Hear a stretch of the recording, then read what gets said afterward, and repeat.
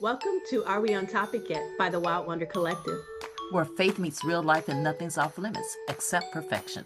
We're your hosts, Dr. Melody, Mama Viv, and yours truly, Angie K. We're talking all things ministry, motherhood, marriage, mindset, and the messy moments in between. Here, the conversations are real, the grace is deep, and the coffee, well, hopefully it's still hot. So whether you're driving, multitasking, or hiding in the bathroom for 5 minutes of peace, grab your pen, grab your journal. Or let's be honest, your laundry basket, and join the convo. Let's get into it. We're so glad you're here. Yes. Welcome to Are We On Topic Yet? We're in season 5, episode 9. Yeah, buddy. Yes. Okay, Yes. Angie K. Oh, I'm sorry. I'm Dr. Melody. We got Angie K and Mama Viv here. Angie K, what are we talking about? Oh, and we still got a sleeping baby. Ooh, what? Okay, Angie K, what are we talking about today? We're talking about when faith feels heavy, burnout, numbness, and trying to hold on to faith in weary seasons. Yeah. Woo! Okay. Y'all. Let me say this topic is so on time. I won't even go into why, but let's talk about what we're going to talk about. Naming spiritual exhaustion. Ooh. Burnout versus backsliding. When God feels distant, the pressure to appear spiritually strong.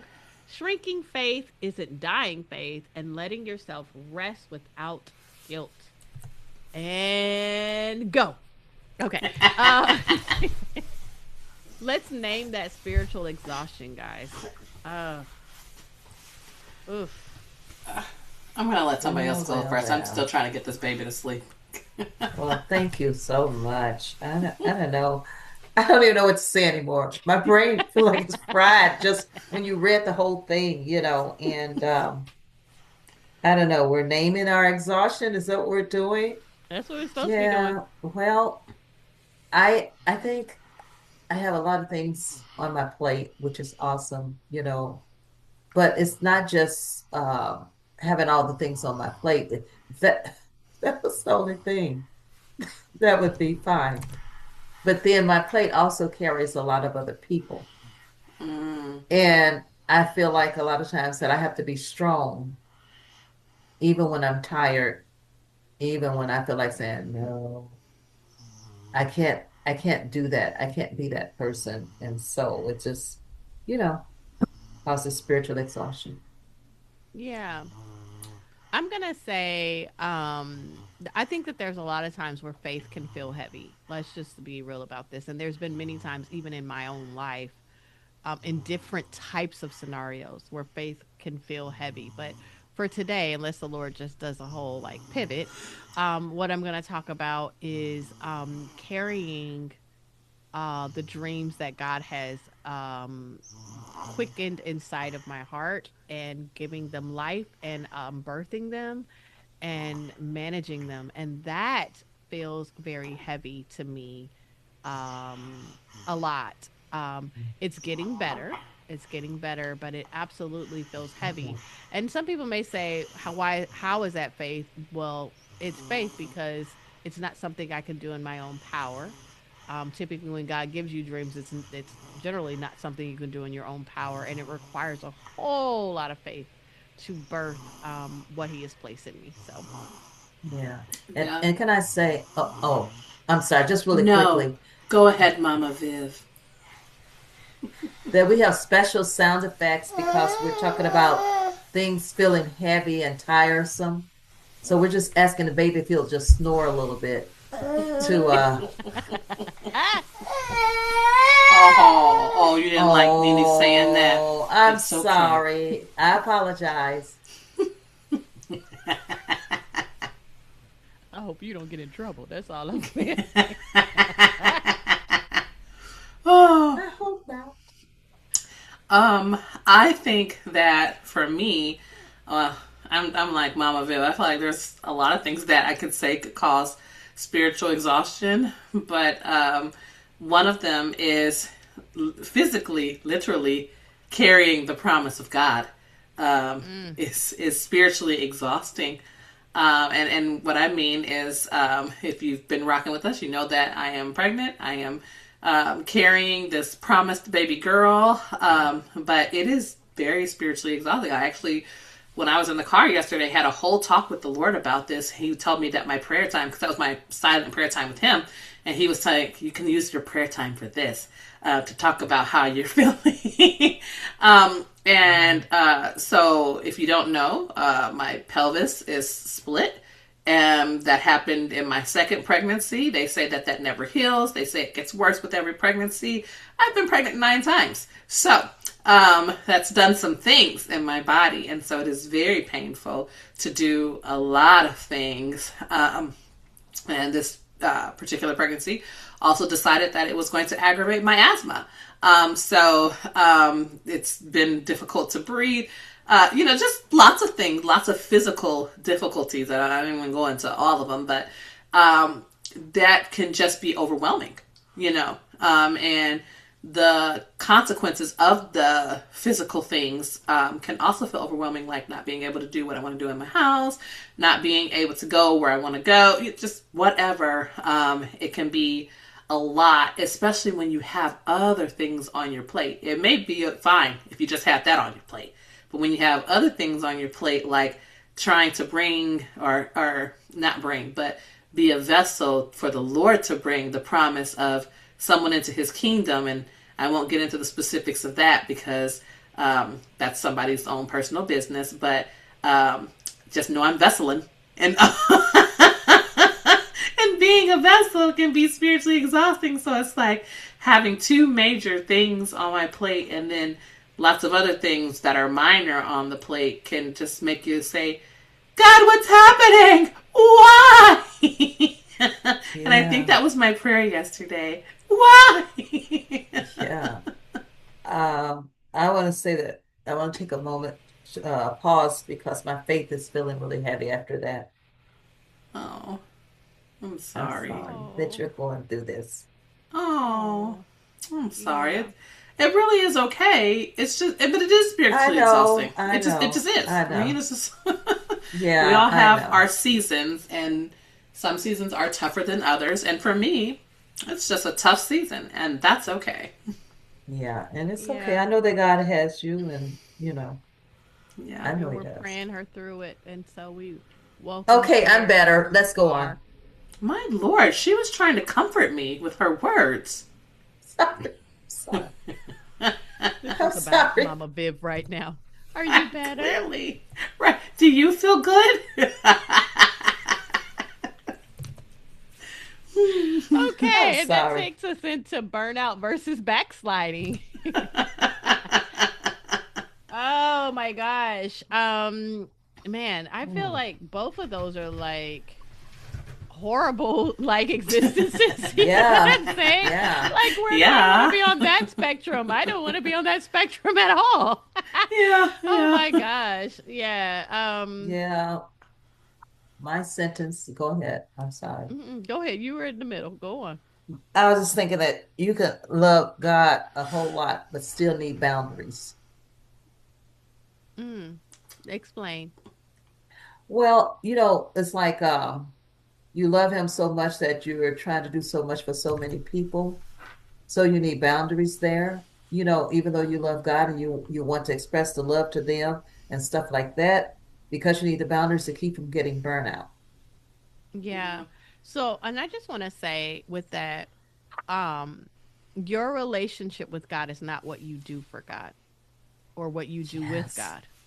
Your Yes. relationship with Say God is that. you just literally being present with Him. That's how you develop your Yes. relationship and how you grow in it, Yes. and even how you express love. I'm not saying that you can't do acts of service as a way of expressing love, because that is a way that we express love, but it is not our relationship. And I think a lot of times we try to interchange that, right? Like what Yes. I do for him or what I do with him is my relationship, and that's why we feel that tension to keep going even when we've crossed our own boundaries, because internally we know that we've crossed boundaries because of the way we feel inside about what we're doing.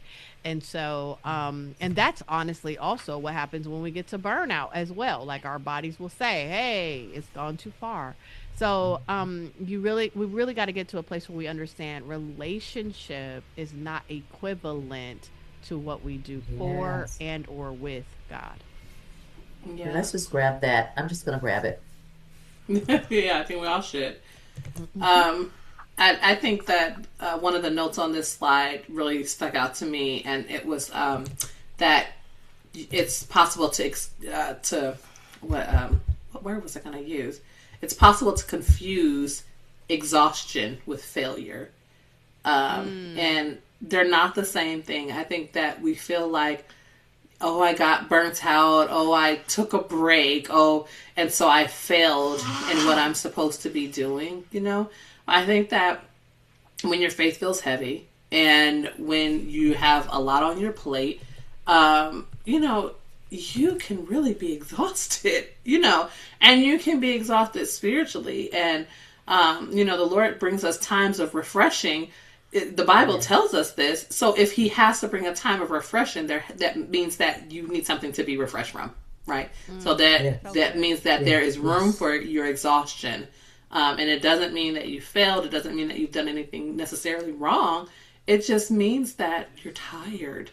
And I just think that sometimes we need to accept that, because I think we look at burnout and tiredness as weakness, and it's not weakness. It's a natural human thing that happens. We are not eternal beings yet.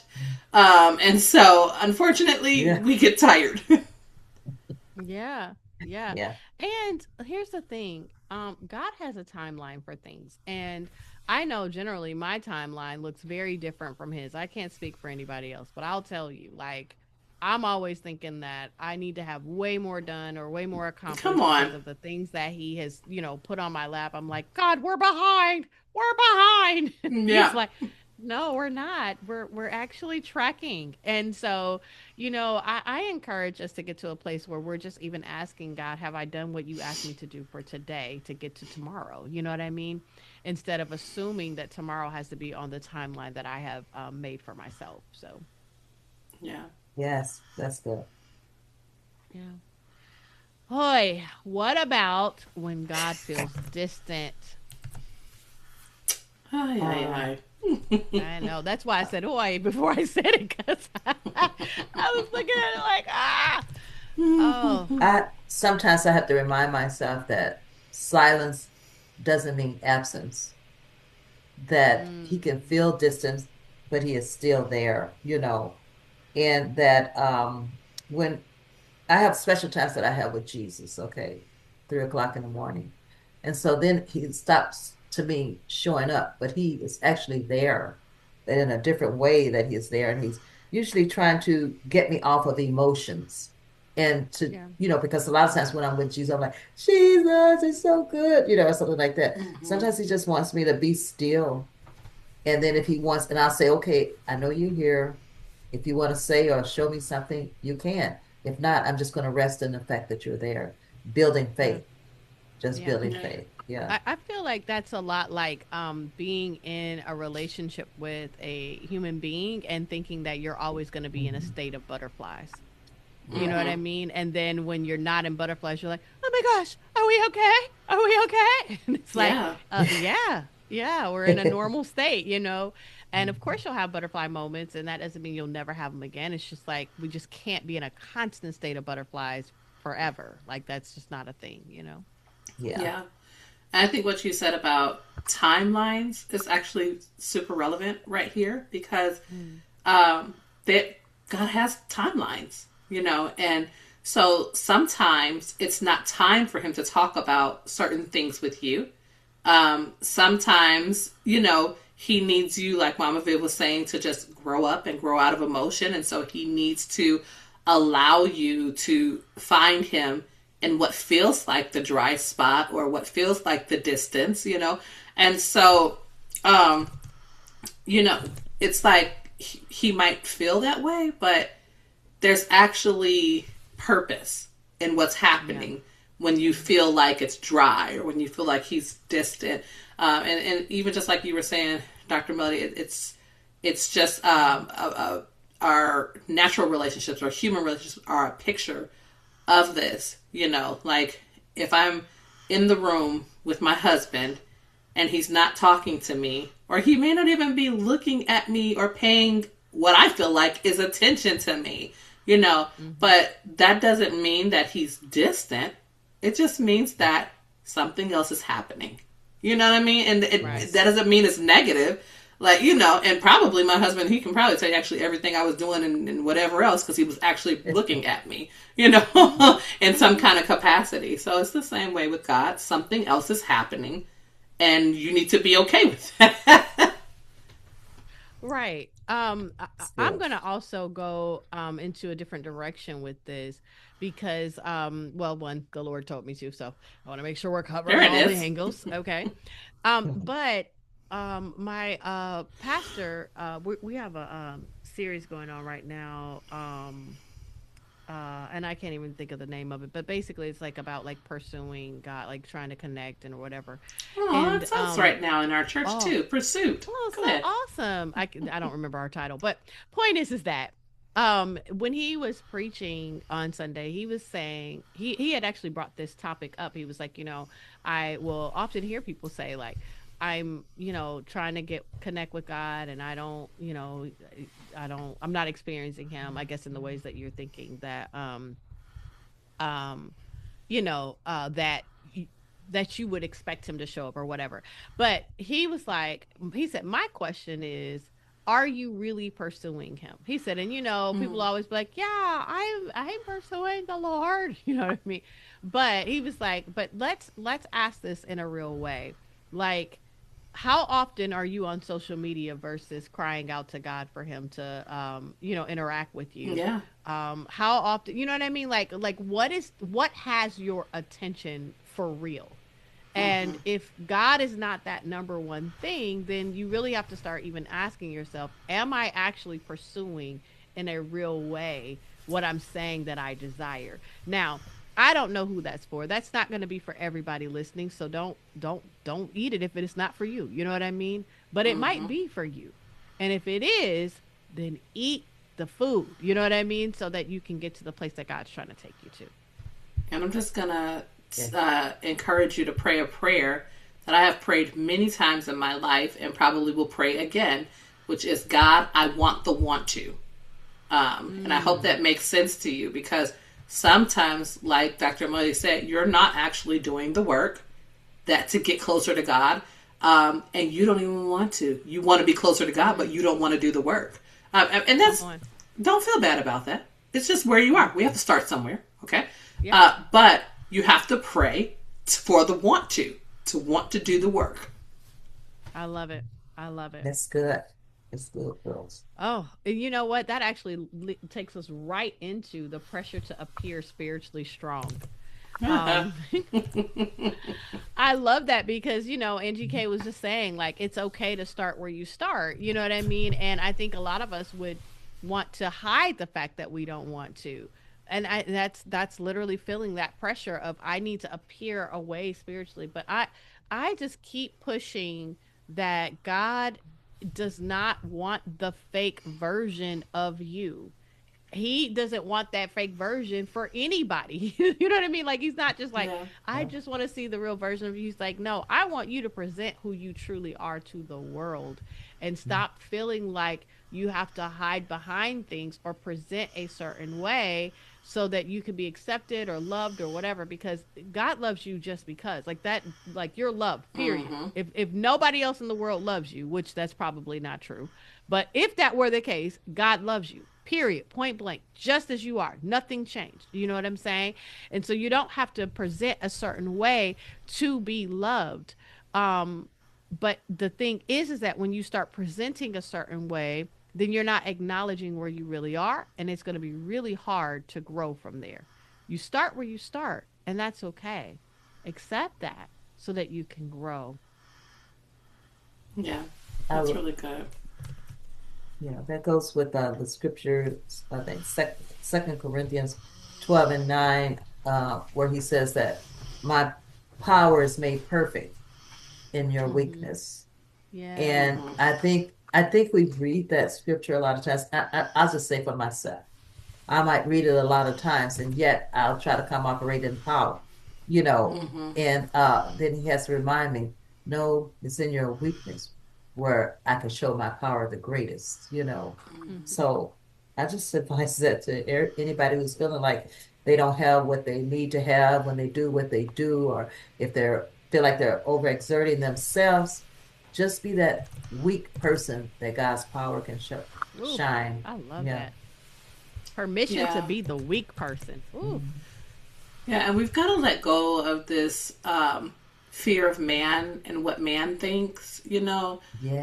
because a lot of times we're hiding behind this strong persona because Yes. we're afraid of what our neighbor thinks, and really. We ought to be afraid of what God thinks about us. And I don't really mean be afraid, but you know what I'm saying? That ought to Oh be our yeah. focus, is Yeah. what God thinks about us. And so if we Mhm.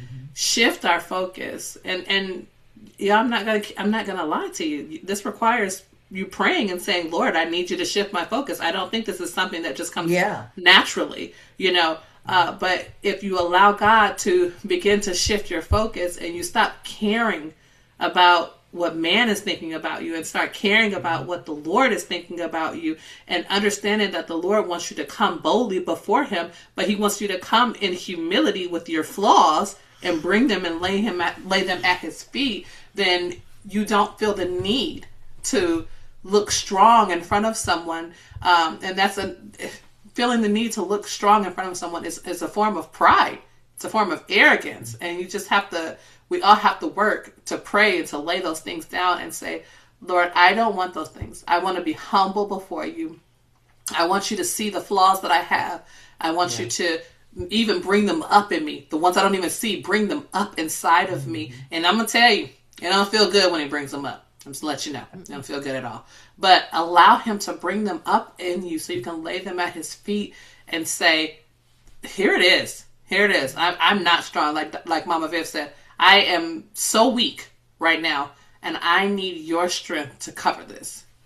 Yes. Come on. Come on. I remember when my dad used to preach and he would say, I don't feel like I'm a very good speaker or anything like that. He says, but what I do have, I'm coming to you in the name of the Lord. Come And Mm. I'm on. going to let him do it. So He used to good. say So that good. before a lot of sermons when he would go out and preach in front of big crowds. And the Yeah. Holy Yeah. Spirit would just say, psh. Mm. Come on. Come on. And we're sliding right into shrinking faith isn't dying faith. Um, y'all, I just want to say, like, the enemy can come so hard at us. Like, if y'all don't realize, we're in a war. We've been in a war for quite some time. It's a spiritual war, and so you don't always know it or see it, but we are. And just like in any other war, there are people who get wounded in the war, and you at some point, typically, you get hit, right? Um, and so those moments can really um, make our faith feel like it's shrinking, you know? Um, I think about when I was before I got pregnant with my first baby, my son, um, and the Lord had told me that I was pregnant, and all of this stuff, and these pregnancy tests were not coming up with pregnancy, and all this was going on. And when I had started out, I was like, thus says the Lord, and you know what I mean, and just like ready to roll. But as the time went on, it was just chipping away and chipping away. And my faith had not died, but it had been bruised and it had been beaten up. And I could not understand what was going on, which made it, difficult to maintain that boisterous faith that I had started out with. But the point is that it might have shrunk, but it didn't die. And I always have to give the caveat of this story because it's so powerful for me, because God sent in reinforcements. And what I did not know is that my mom and my sister were praying me through behind my back.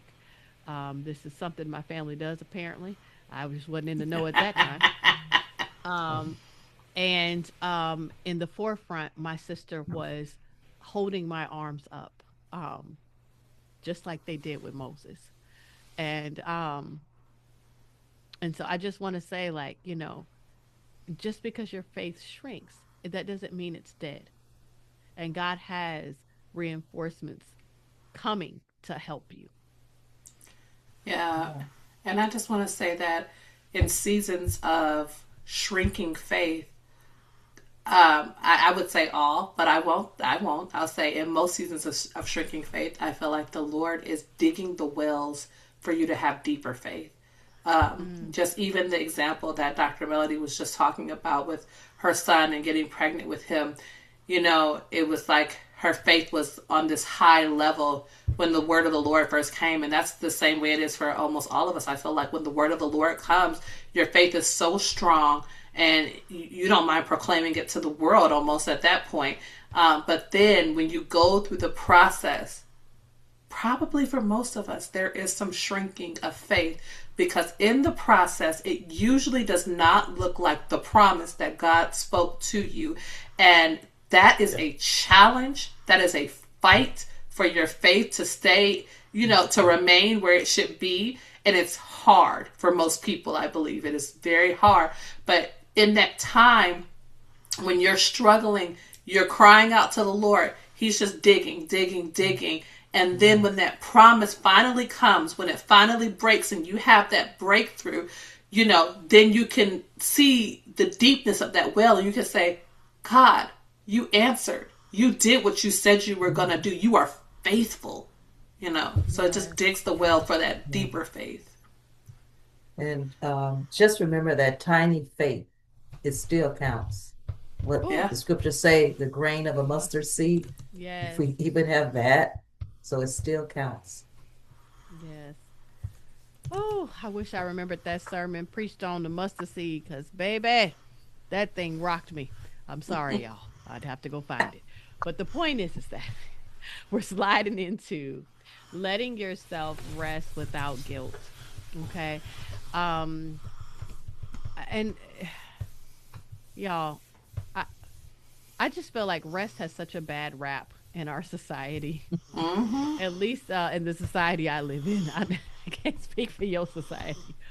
But it's such a important aspect of our life, not just because God says it's important, which that's enough, okay? But because of what happens in rest, right? This is when we get rejuvenated. This is when our body heals. This is when we become more restored and refined. Like there's a whole lot. That's what I want to do is like, well, not really. Maybe y'all go to chat, but I you know what I mean? Like a study on what actually goes on inside of the body with rest. Because it's such an important facet of our lives and we should never feel guilty for resting. That's just it should not be a thing. Now I'm not talking about lazy people and people who all they do is, try to over rest. That's not what we're talking about. We're talking about just rest, plain old rest. Yeah. We should never feel guilty for that. Rest is trust in action. Okay. So when we stop trying to do things and we stop striving, we're actually acknowledging God as being who he is, saying, okay, I know you got this, God. I'm going to take a rest. I'm going to leave this in your hands, and you stop in your effort and let him do and be God. Yeah. And I just think about how it's often in the most chaotic moments where we actually need the rest the most, right? But those are the moments where we seem to not want to rest the most because we feel like we need to do something about the chaos. But that's not always the answer.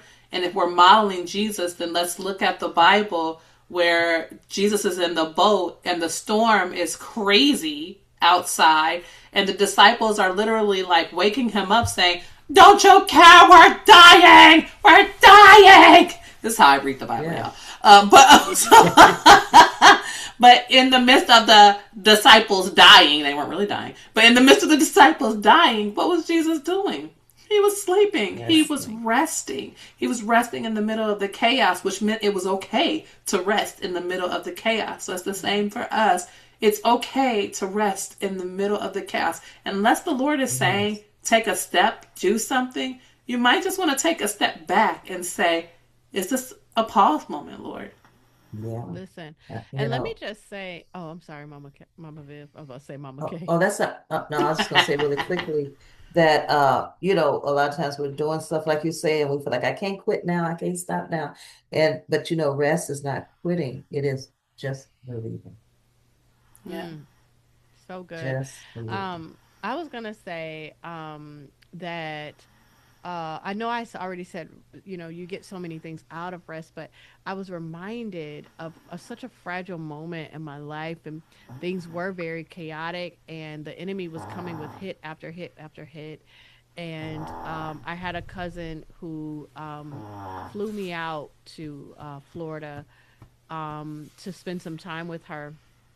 And for the first I was only there for a week, but the first 2 days, I didn't see her for the first day, and I didn't see her till the evening of the second day. And she said that the Lord had told her to set it up that way, and it was because He was calling me into a state of rest.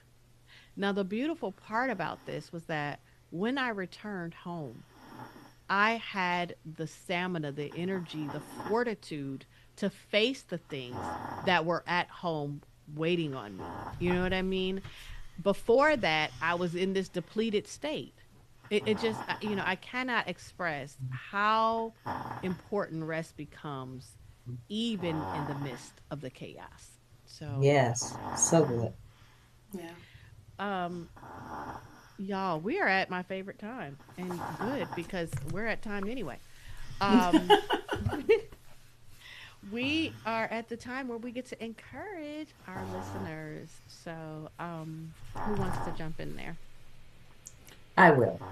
If all you can do in this season when you need to rest is breathe and whisper Jesus. That's it. Yeah. That's enough. That's enough. Yeah. And I just want to say that God is not frustrated with your exhaustion. He's not mad because you're tired. Okay? Like, He understands that, and He is near to you in your exhaustion, in your tiredness, and He wants to help restore you. Yes. And me and Angie K are clearly twins because that's what I was getting ready to say. But this is what I will say.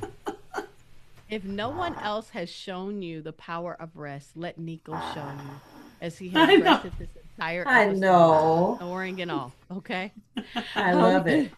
Isn't all God while amazing? I'm telling you, he Yeah. gave you a live Gave us a demonstration. live. Yes, He did. Yes, a live demonstration of the power of rest. And now Sound he'll be effects. ready to just take off running when he wakes up, mommy. Yeah. Praise the Lord, huh? Yes. So, guys, if your faith feels heavy, you're allowed to lay down the pressure without letting go of God. What would it look like to let your faith be simple and sustainable in this season? We want to hear from you in the chat, guys. Let us know how you're doing. Talk to us about your faith and even those tired moments. And Angie K, what's next? Well, next week we're going to talk about how to hold joy and pain at the same time. Oh my goodness, two things Well, being true well, at once. Woo. well. Yes. Sounds like Yes. an oxymoron to me. I know, and I was getting ready to go into the example that I heard on social media the other day, but we're not going to. Say that. Say that. It's cut. Okay, guys, thank you for joining. We're so glad you were here. We'll talk to you next week. Bye. Bye. Later. That's another episode of Are We on Topic Yet from the Wild Wonder Collective. If today made you laugh or feel a little more seen, Go ahead and hit subscribe, share it with a friend, and leave us a review.